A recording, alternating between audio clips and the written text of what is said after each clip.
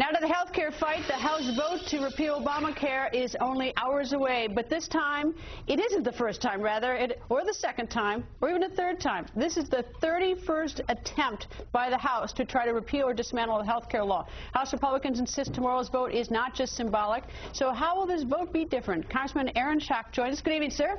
Hey, good to be with you, Greta. Okay, so how can you convince me that this is not symbolic in light of the fact that in order for anything to be passed, ultimately it has to go through the United States Senate, which is Democrat, and the Oval Office, which is Democrat? Well, unlike the Supreme Court, we're responsible to the people. And the people, and a growing number, are opposed to this legislation. I was home last week over the 4th of July holiday doing a slew of parades, and people were running up saying, we know the Supreme Court weighed in, but please do us a favor, repeal this bill.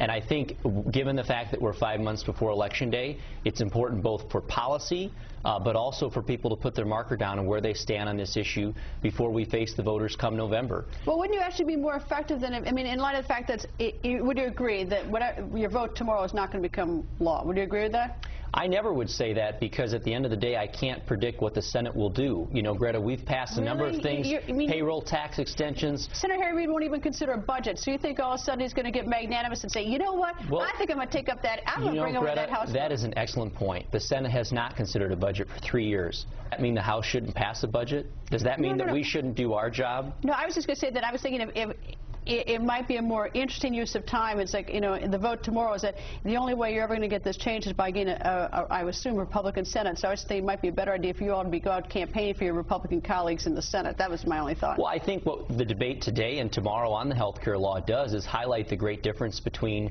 where many of us on the Republican side stand on this issue. And I think it will be, as it was last election cycle, a major issue in this upcoming election. Since the health care law has passed, every election since then, there's been one, the overwhelming American people have unelected people who have supported this law.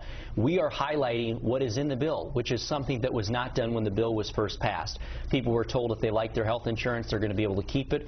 Congressional Budget Office just updated the number. 20 million Americans are expected to lose their health care coverage. The Supreme Court now has just ruled it a tax in violation of the President and many members of Congress's own commitment. It's not a tax increase. It seems to me, though, that it's also been used as a weapon, locking in some candidates, Democrats, in certain jurisdictions where it's very unpopular, and forcing them to go on the record between now and November if their constituents didn't already know it. Well, absolutely. You know, if they're in a district where they hate the health care law, but they may like other things that the member of Congress did, is they're forcing them to take a stand here and to send that message back home.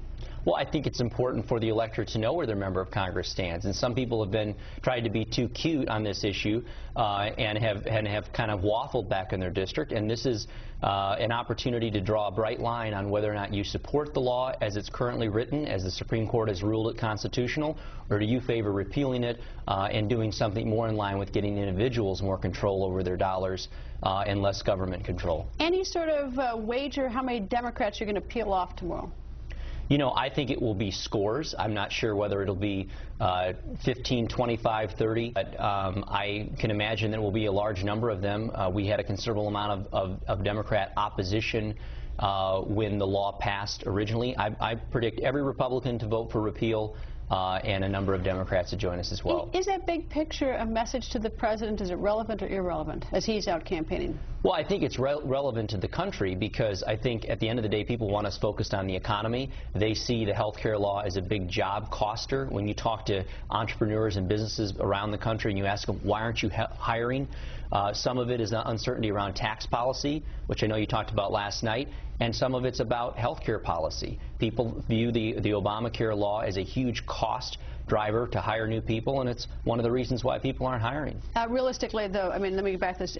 You don't expect that whatever happens tomorrow to go over to the Senate and be voted on? Well, you're right in the fact that the Senate has acted very little on the mounds of legislation that the House of Representatives have passed. I mean, it boggles me why the President is able to get away with calling the Republican Party the party of no, when in my term in the House we've done... I've never liked the fact that Senator Harry Reid can pocket veto the budget. The President sent over a budget, and the House did a budget, and Senator Harry Reid gets to pocket it, and that's the end of it.